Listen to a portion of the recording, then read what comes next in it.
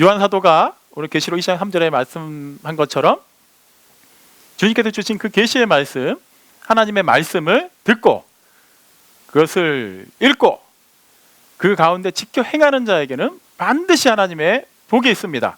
오늘 우리에게 주시는 하나님의 말씀, 그 말씀을 통해서 우리가 들어야 하는 것, 우리가 정확하게 읽어야 하는 것, 그 가운데서 지켜 행해야 되는 것이 무엇인지를 살펴보도록 하겠습니다. 여러분, 초대교회 이런 표현 많이 들어보셨을 거예요. 일반적인 교회 상을 얘기할 때 굉장히 모범이 되는 교회입니다. 교회 상이에요. 그래서 교회 역사를 보다 보면 뭔가 교회가 침체기가 됐다, 좀 뭐 암흑기가 됐다, 뭔가 타락했다 했을 때는 여지없이 깨어있는 하나님의 사람들이 들고 일어나면서 내세웠던 슬로건이 똑같습니다. 초대교회로 돌아가자. 우리가 굳이 무슨 뭐 교회사를 연구하지 않아도 초대교회에 대해서는 어느 정도는 아실 겁니다. 그러니까 사도행전을 보거나 설교를 들어보신 분들이라면 아, 초대교회는 이랬지, 뭐 이런 모양이었지, 뭐 그런 건 우리가 얼추는 알고 있어요. 자, 그렇다면 초대교회가 왜 그토록 귀감이 되는 교회인지를 한번 살펴보고자 합니다. 저는 앞으로 매주, 그러니까 매달 두 번째 주일날 찬양 예배 때는 하나님께서 요한 사도를 통해서 주신 말씀 중에 소아시아의 7개의 교회에 주신 말씀을 가지고 이렇게 하나하나 살펴보고자 합니다. 오늘은 그 서두에 해당하는 부분이에요. 제가 신학 공부를 할 때 이제 교회사, 그때는 이제 중세 교회사 과목을 들을 때였습니다. 보통 다른 교수님들은 진도가 딱 나갔는데 아직 수업 시간이 조금 남아 있으면 그냥 끝내 주셨어요. 근데 그 중세 교회사를 가르치는 지도하시는 교수님은 늘 준비해 오신 진도가 수업 시간보다 조금 더 초과가 됐습니다. 와, 그거 진짜 신학생들은 굉장히 뭐 은혜롭게 막 공부할 것 같죠. 똑같아요. 우리도 딱 수업 시간 딱 끝나면 아직 안 끝났네 막 그러거든요. 근데 어느 날인가 수업 시간이 아직 한 몇 분 정도가 남았는데 진도가 깔끔하게 끝난 거예요. 이게 웬일인가? 처음 있는 일이기도 하고, 아니 기껏 수업 몇 분 일찍 끝나는 게 뭐가 그렇게 중요하겠어요. 근데 그냥 그때는 그게 우리한테 또 하나의 낙이었던 거예요. 조금 더 쉴 수 있다. 뭐 차 한잔 하면서 뭐 수다를 떨 수 있고 좀 쉴 수 있고 뭐 그런 개념으로 막 잔뜩 기대를 하고 있었습니다. 그리고 모든 강의 시간의 학생들이 정말 합력할 선을 이루면서 눈을 감고 두 손을 모으고 있었어요. 그러니까 왜 그랬냐 하면 신학교 수업은 모든 학교가 그런지 모르겠어요. 이제 제가 배운 학교 같은 경우는 수업이 끝날 때마다 교수님이 마치는 기도를 해주셔야 완전히 그게 이제 종료가 되는 거였어요. 그러니까 그때 우리의 그런 액션은 뭡니까? 빨리 기도하고 끝내주세요 라는 거예요. 그냥 가만히 있는데 갑자기 교수님이 기도를 안 하시고 혹시 오늘 수업 관련해서 질문 있는 사람 있습니까? 라고 물어보시는 거예요. 질문이 있었을까요? 없었을까요? 없었어요. 없어야 돼요. 그 상태에서 질문하면 그건 배교자가 되는 거예요. 이단이 되는 겁니다. 그러니까 다들 막 안 돼. 있지도 않지만 있어서도 안 돼. 이러면서 다들 눈을 감고 있었어요. 저도 똑같죠. 그리고 제가 주로 그 즐겨 앉던 자리는 교탁을 기준으로 바로 앞에 있는 책상이었습니다. 이제 뭐 시력 때문에 뭐 필기할 때 좀 유리한 것도 있지만 거기가 또 딴짓하기 그렇게 좋은 자리예요. 사각지대거든요. 저는 그냥 고개 푹 숙이고 뭐 그래 뭐 기도하시겠거니 하는데 갑자기 뭐 똑똑똑 소리가 나는 거예요. 바로 앞에 그 교탁.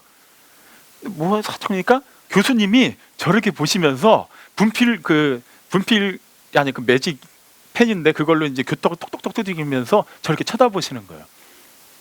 그때 보지 말았어야 되는데 저도 뭐지 하고 이렇게 본 거예요. 얼떨결에.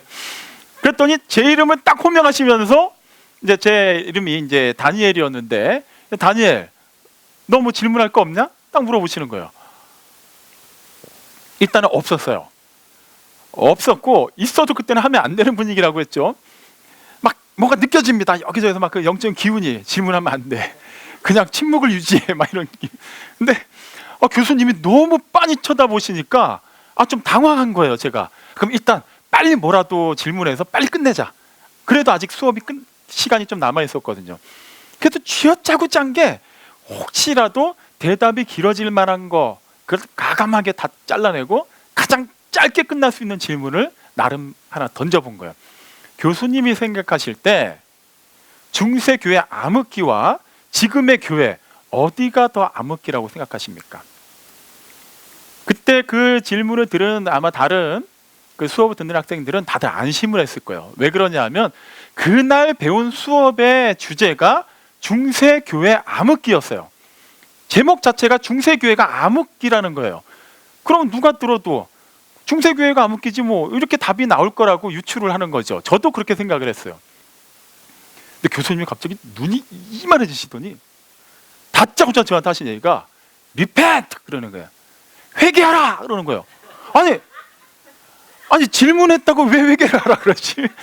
내 나름에는 그래도 나름 수업과 일맥상통하는 질문을 했는데 왜 회개하라고 하지? 좀 당황을 했어요. 근데 사람이 저도 신앙생활을 하는 사람이라면 누군가가 회개하시오라고 하면 다 뜨끔합니다. 우리에게 신앙 양심이라는 게 있기 때문이요. 그러니까 저는 그 질문을 해서 회개하라고 한 거라고 생각을 못하고 그래 하긴 뭐 또 뭐 내 삶을 돌아보면 회개할 게 많지 이렇게만 생각을 했어요. 본의 아니게 억지로 강제로 회개를 해야 되는 그 분위기가 딱 됐는데 여전히 왜 회개를 해야 되는지 모르잖아요. 근데 고민할 필요가 없었어요. 교수님이 그 말을 하시자마자 곧장 쫙 얘기를 하시는데 이렇게 얘기하시는 겁니다.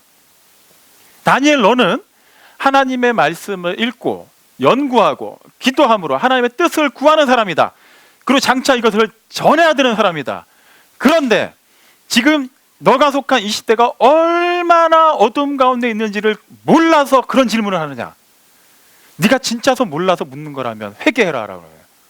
우와, 그런 의미로 회개하라고 하실 줄은 꿈에도 생각을 못했던 거예요. 그 수업을 통틀어서 나중에 졸업하고도 가장 기억 남는 일이 바로 그 일이었습니다.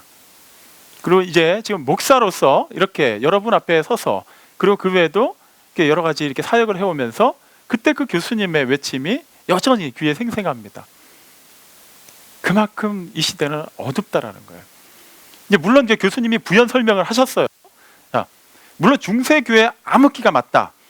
근데 만약에 역사가 한참 더 흘러서 지금보다 훨씬 더 흘러서 어느 시점에선가 이때를 회고하면서 교회 신학자들이 다시 교회사를 기록하게 된다면 아마 우리가 알고 있는 중세 암흑기는 1차 암흑기, 그리고 지금 우리가 살고 있는 이 시대를 아마 2차 암흑기라고 얘기할 것이다 라고까지 표현하셨어요.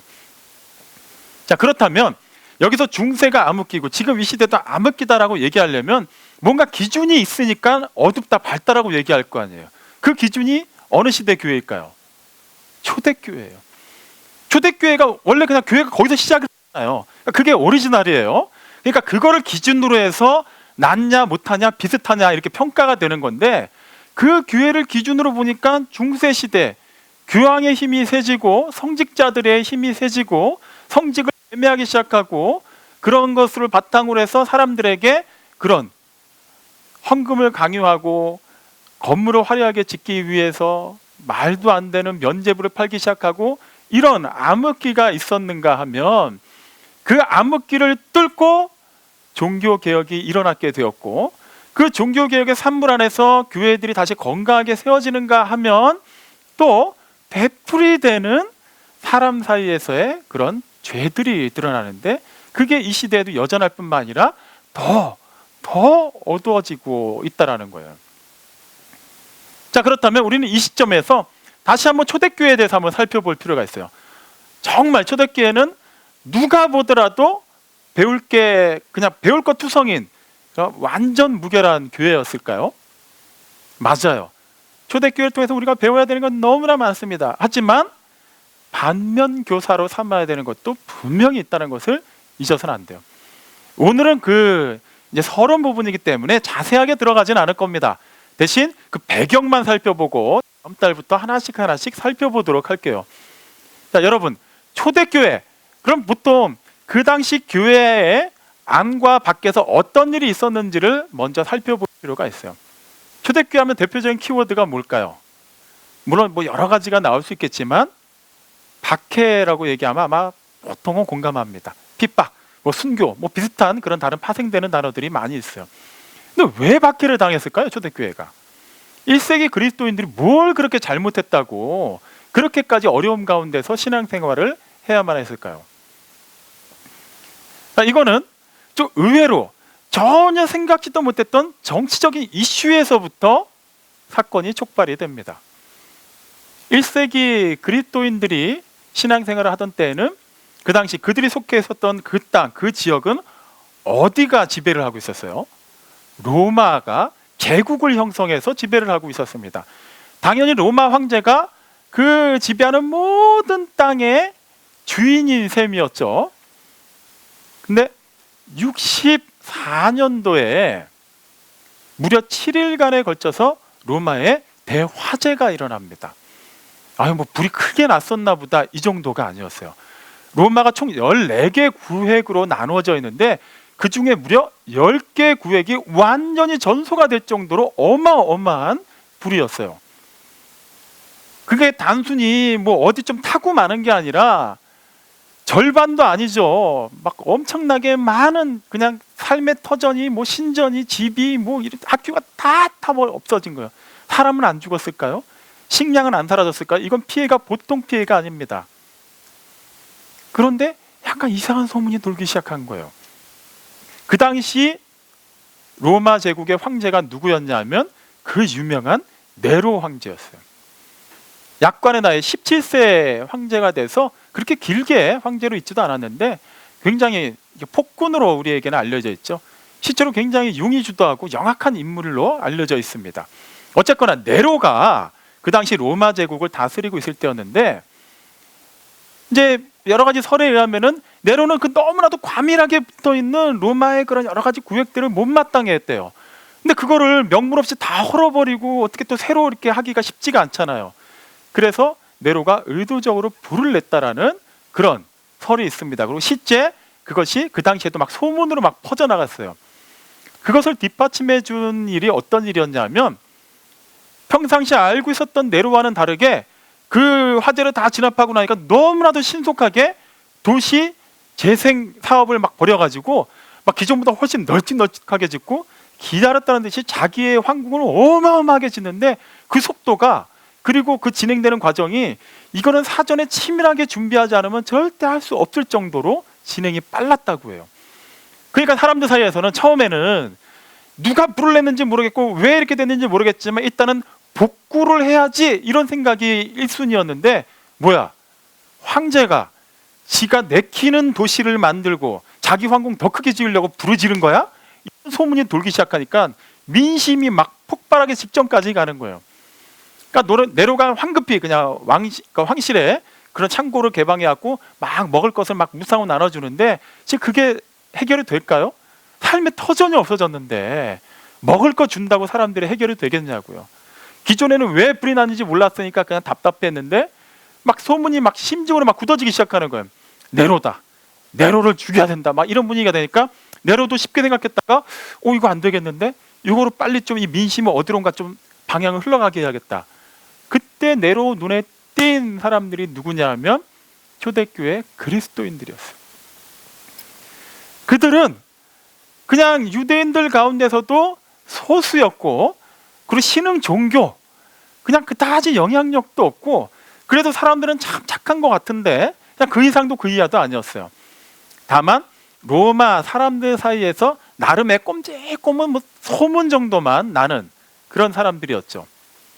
그런데 네로한테 그게 팍 꽂힌 거예요.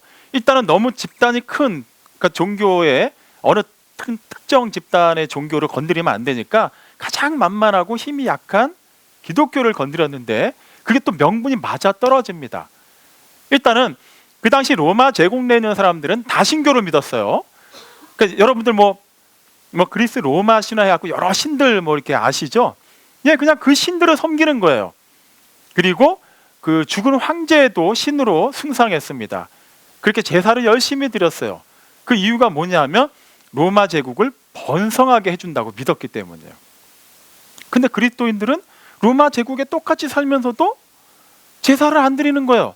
그 신전 앞에 제사를 드리지도 않고 유일신 하나님만을 믿는다고 하니까 좀 약간 괘씸한 캐릭터였습니다.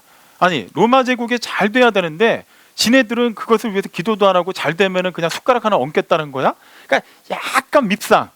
그렇다고 해서 크게 해를 끼치지는 않아요. 사람들은 착해요. 그러니까 그 정도. 그리고 또 소문이 막 이상한 소문이 돌기 시작해요. 모이면은 뭐 그 사도행전 2장 42절이 초대교회 전형적인 모습이죠. 그들이 사도의 가르침을 받아서 교제하고 떡을 떼고 오로지 기도에 힘쓰는 모습. 그게 실제 그 안에 들어오지 않은 사람들은 얘기만 듣다 보니까 오해가 생겼어요. 모이면 떡을 뗀다는 게 뭐냐면 성찬식을 얘기하는 건데, 성찬식을 예수님이 제정하실 때 뭐라고 얘기하세요? 이것은 나의 살이다, 이건 나의 피다, 이렇게 얘기하셨잖아요. 그러니까 성찬식을 집례하는 그런 지도자가 그렇게 얘기하면서 빵을 떼주고 이제 포도주로 나누는 겁니다.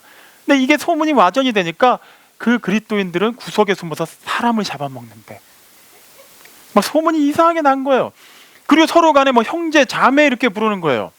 이게 그 당시 로마 제국 내에서는 그런 성적인 관계에 해당하는 그런 사람들에게 부르는 호칭이었기 때문에 막 교회 안에 막 애도 있고 어른도 있고 막 가족도 있고 한데 서로 막 형제 자매라고 하니까 상당히 난잡하고 성적으로 문란한 집단이라는 그런 좀 말도 안 되는 소문이 돌고 있었어요.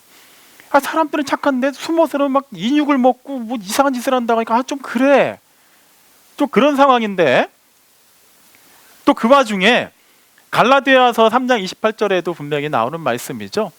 바울이 뭐라고 얘기합니까? 유대인이나 헬라인이나 종이나 자유자나 남자나 여자나 다 그리스도 예수 안에서는 하나이니라. 당시 로마 제국은 철저하게 계급의 분리가 있었어요. 남녀 간의 차별이 엄연히 존재했습니다. 그런 상황에서 그 시스템을 어떻게 보면 완전히 전적으로 부인한 거잖아요. 그러니까 얘네는 뭔가 조금 특이한 정도가 아니라 너무 뭔가 튀어나온 것 같아. 이 정도인데 네로가 거기서 뭘 또 캐치했냐면, 그들이 그렇게 같은 유대교를 믿는 사람들 사이에서 폭발해서 나오게 된 계기가 오순절 마가다락방에서 성령이 임해서 그 능력을 받았을 때라는데, 성령이 어떻게 임했다고 기록하고 있죠? 불의 혀같이, 성령의 불. 가뜩이나 이런저런 게 막 걷잡을 수 없이 막 살이 붙었고 안 좋게 소문이 나고 있는데 그들에게 불이 임했대더라. 그들이 불을 저질렀다더라. 막 말이 이렇게까지 와전이 되는 거예요. 그러니까 네로 같은데 하다가 어쨌거나 상대가 황제이기 때문에 한 번에 이렇게 들이받지를 못하는데, 그래도 이거는 해결을 해야 되잖아요. 누가 불낸 거야 하는데 그들의 눈에 그리스도인들이 딱 들어온 거예요. 그러니까 네로는 얼씨구나 하면서, 자 그러면 내가 황제로서 명령하노니 이제부터 그리스도인들은 싹 다 잡아가더라, 이렇게 돼버린 겁니다. 그러니까 성난 민심이 막 앞장서서 막 그리스도인들을 막 잡아서 옥에다 가두고 원정 경기장에다가 막 집어넣어서 사자의 밥이 되게 하고 하는 거예요. 우리가 잘 알고 있는 사도 베드로, 사도 바울도 다 네로 황제 치하에서 순교당했습니다. 교회 입장에서 이렇게 어마어마하게 힘든 상황이 초대교회의 전형적인 노예제는 현실이었어요. 그리고 시간이 이렇게 지나다 보니까 어떤 일이 벌어지느냐, 이렇게 막 박해가 심해지다 보니까 당연히 교회 지도자들부터 먼저 잡혀갑니다. 그리고 결과적으로 다 순교를 당해요. 그러면 교회 지도자가 없어지는 거예요, 자꾸. 그러니까 쉽게 교회 목사들이 자꾸 이제 잡혀가서 죽는 겁니다. 그러면은 다른 사람들이 그 지도자 역할을 해야 되는데 거기서부터 일이 꼬이기 시작해요. 그러니까 예수님의 제자들을 사도라고 하죠. 그리고 그 사도의 제자를 속사도라고 해요. 속사도도 참으로 훌륭한 분들이 많이 있습니다. 근데 속사도 시대에 본격적인 이단들이 틈타기 시작해요. 속사도가 무능해서가 아니에요. 이단들이 펴는 논리는 그겁니다. 야, 기존의 베드로라면, 기존의 바울이라면 이해하는데 너는 어쨌거나 베드로에게, 요한에게, 야고보에게, 바울에게 들은 거잖아. 거기다 네가 살을 붙였는지 중요한 걸 하나 빼먹었는지 누가 장담할 거야? 내가 봤을 때는 이 말씀은 그렇게 해석하면 안 될 것 같은데, 막 이런 식으로 막 얘기를 하다 보니까 사람들도 그래, 만약에 지금 이 자리에 베드로가 있으면, 아니 그거는 예수님의 말씀이 아니야, 딱 하면 정리가 되는데 그렇게 얘기해 줄 사람이 없는 거야. 그러니까 교회 내에 막 이단들이 막 활개를 치기 시작하면서 어느 순간인가 예수님의 신성을 슬쩍 부인하거나 반대로 예수님의 인성을 부인하거나 이렇게 해서 예수님의 하나님 되심, 우리의 그리스도 되심이 막 흐트러지기 시작하는 거예요. 그러니까 교회가 막 안과 밖으로 막 흔들리기 시작했습니다. 그때 사도 요한은 무엇 하고 있었느냐?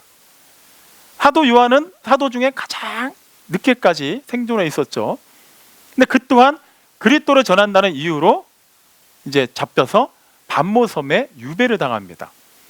우리는 보통 섬에 유배당했다 하면은 야, 풍경 좋은 바닷가 거닐면서 그 사람 별로 없는데 좀 심심하게 그렇게 살다가 세상을 떠났나 보다. 요한은 유배돼서 그냥 거기서 먹고 살고 그냥 죽은 것이 아니라 거기서 채석장에서 중노동을 해야 되는 그런 형벌을 받고 있었어요. 그 노년의 나이에 그 힘든 일을 하면서 하루하루를 버텨야 됩니다. 디모데후서 3장 12절에 분명히 나와 있어요. 누구든지 예수 안에서 경건하게 살고자 하는 자는 박해를 받을 것이다. 그러니까 처음에 초대교회 성도들은 그것을 다 믿었어요. 그리고 그거를 붙잡고 그 박해를 견뎌냈어요. 이단과 치열하게 싸웠어요. 그런데 문제가 생긴 겁니다. 금방 오신다고 했는데 그들이 생각하는 그 시기가 된 것 같은데 안 오시는 거예요. 그러니까 점점 시험을 들기 시작하는 거예요. 몸도 힘들죠. 마음도 힘들죠. 안 오시는 거 아니야? 거짓말 아니야? 막 이제는 막 믿음까지 막 흔들리기 시작하는 겁니다. 그런데 이제 그것을 잡아줄 사도가 없는 거예요, 교회에. 그나마 유일하게 살아있는 사도, 그 노년의 사도 요한은 반모섬에 유배돼서 이러지도 저러지도 못하고 자기조차도 몸과 마음이 완전히 지쳐있을 그때, 우리 사람들을 격려하고 하나님의 말씀을 전해야 되는 그가 그들 앞에 갈 수도 없고 그조차도 지금 완전히 피폐해 있는 그 상태에서 드디어 하나님의 계시가 임한 거예요. 그리고 그가 그것을 본 것 그대로, 들은 것을 그대로 기록한 것이 바로 요한계시록입니다. 그리고 그 요한계시록의 초반에는 하나님께서 초대 그런 소아시아 7개 교회를 향해서 말씀을 주셨어요. 그렇다면 그 당시 밖으로는 핍박이 있고 안으로는 이단들 때문에 몹시 힘들어하던 교회 입장에서 하나님께서 교회를 향해 이런 말씀을 주신다 하면 어떤 기대가 있었을까요? 드디어 주님이 오신다는 건가? 힘내라, 이제는 완전히 역전이 될 것이다, 이제는 너의 고생이 끝났다라고 얘기하실 거라고 기대할 수 있습니다. 그런데 놀랍게도 주님께서 요한 사도를 통해서 주신 말씀은 회개하라였어요. 충격적인 거예요. 아니, 그냥 뭐 나쁜 짓을 하고 있고 세상과 똑같이 살고 있으면은 뭐 이해라도 하겠는데 어떻게든 그 진리를 수호하고 붙잡고 그것을 지켜보겠다고 막 한 달을 목달하고 있는 그 교회들을 향해서 하나님께서는 회개하라고 말씀하셨다라는 거예요. 분명히 이유가 있겠죠.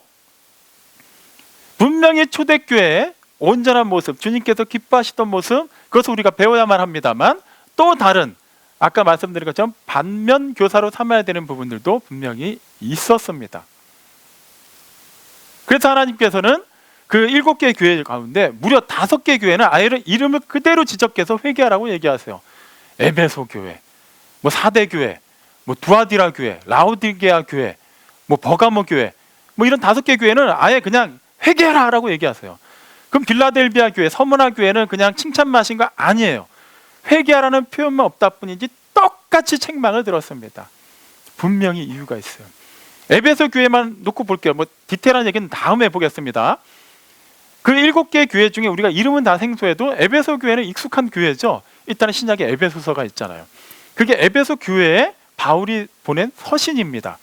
그리고 에베소 교회는 요한이 반모섬으로 유배되기 전까지 또 그 교회 지도자로서 하나님의 말씀을 가르치고 지도한 곳이었어요.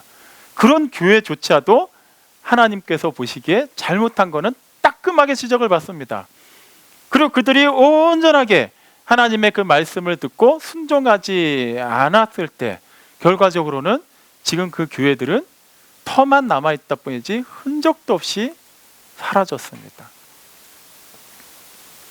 이러한 상황은 오늘날 이 시대 교회 그리고 우리가 속해 있는 포이에마 우리 교회에 적용해 볼 때도 참으로 시사하는 바가 큽니다. 어느 교회가 개척을 한 시점에서 이왕이면 천년 만년 주님 오실 때까지 계속 유지가 되기를 원하지 얼마 못 가서 문을 닫기를, 얼마 못 가서 무너지기를, 얼마 못 가서 이단에게 완전히 넘어가기를 바라는 교회가 있을까요? 당연히 저도 그런 생각을 해본 적은 없습니다. 하지만 정말로 하나님의 교회가 하나님의 교회답게 세워지고 쓰임받고 그 역할을 감당하지 못한다면 중요한 것은 하나님이 그 촛대로 옮기실 거예요. 하나님이 세우셨기 때문에 하나님의 뜻대로 세워지지 않은 교회라면 하나님이 무너뜨리십니다. 하나님이 마음을 주시기 때문에 비록 사람들이 세상에 어떤 식으로 공격을 하더라도 하나님만을 온전히 신뢰하고 뜻대로 쓰임받고자 하는 교회라면 하나님이 세워주신다라는 거예요. 소아시아의 7개의 교회를 향한 하나님의 그 말씀, 그 이 시대의 교회를 향해 주시는 하나님의 말씀의 핵심은 바로 그것입니다. 이 교회의 주인이 누구인지를 잘 분별하여라. 이 교회의 주인, 머리가 되시는 분이 오직 주 예수 그리스도이심을 믿는다면, 우리가 오전에 살펴봤듯이 그 믿음을 순종함으로 신실하게 드러낼 수 있다면 그 교회는 주님의 교회이기 때문에 주님께서 알아서 하실 거예요. 그냥 주님의 뜻대로만 따라가면 되는 겁니다.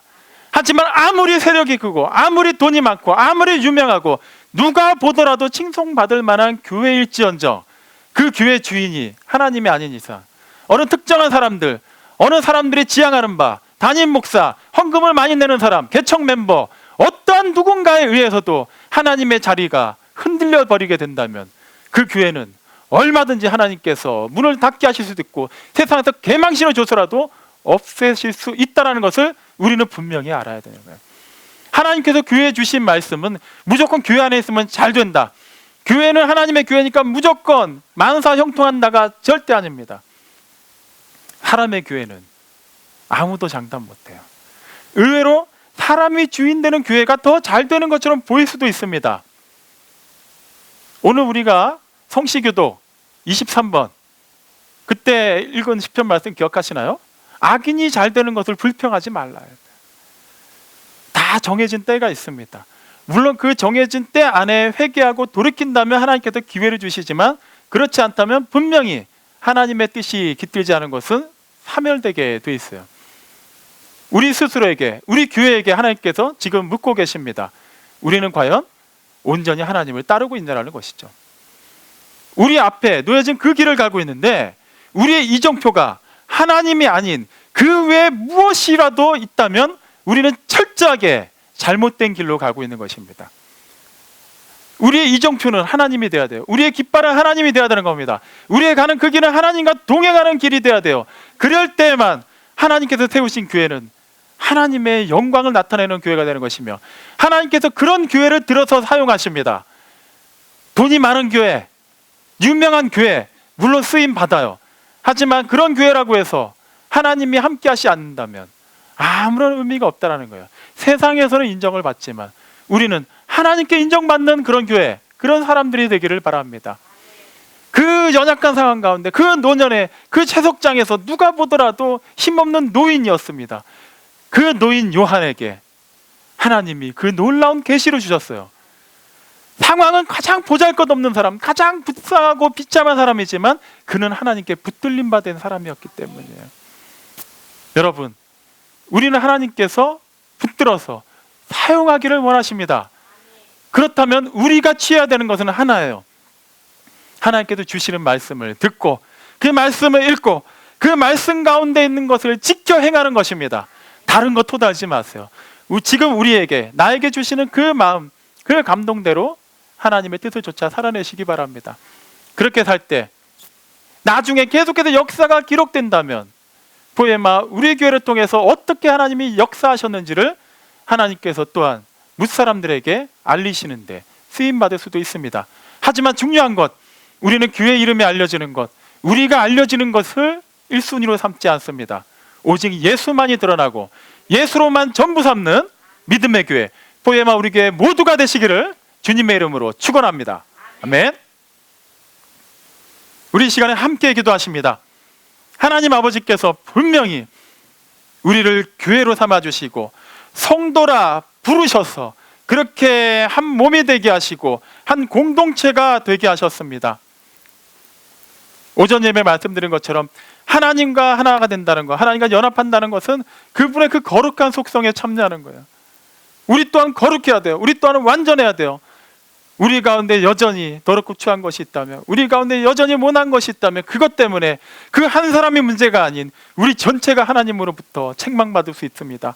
우리는 그렇게 해서는 안 돼요. 지금은 누구를 판단할 필요 없습니다. 나 자신을 살펴보기 원합니다. 그렇게 점진적으로 나아가 지금 우리 교회된 모습을 살펴보고 함께 기도하기 원합니다. 하나님께서 주신 그 사명을 따라 살기 원합니다. 하나님께서 주신 그 말씀을 따라 순종하기 원합니다. 그 믿음을 드림으로 하나님을 기쁘시게 하기 원합니다. 하나님 도와주셔서 여전히 믿음 없는 나를, 우리를 불쌍히 여기시고 도와주셔서 하나님의 나라의 확장을 위해서 이 주님의 몸된 교회가 쓰임받게 하시고 우리 각 사람의 그 가정이 높이 들려지어 하나님의 영광의 기쁨으로 찬미하며 쓰임받게 하여 주옵소서. 우리 주님의 이름 한 번으로 함께 기도하십니다.